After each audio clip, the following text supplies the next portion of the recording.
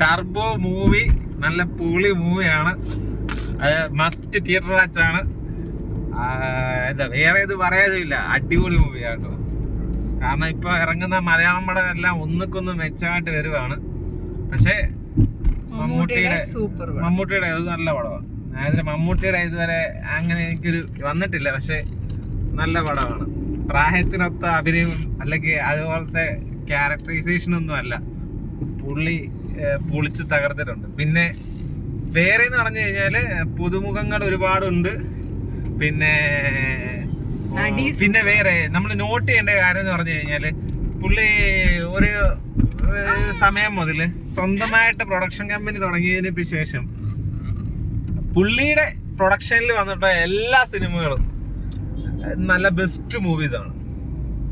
അപ്പം must theatre watch ആണ്. നല്ല പടമാണ്.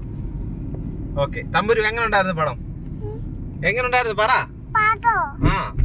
സൂപ്പർ ആയിരുന്നു പറ.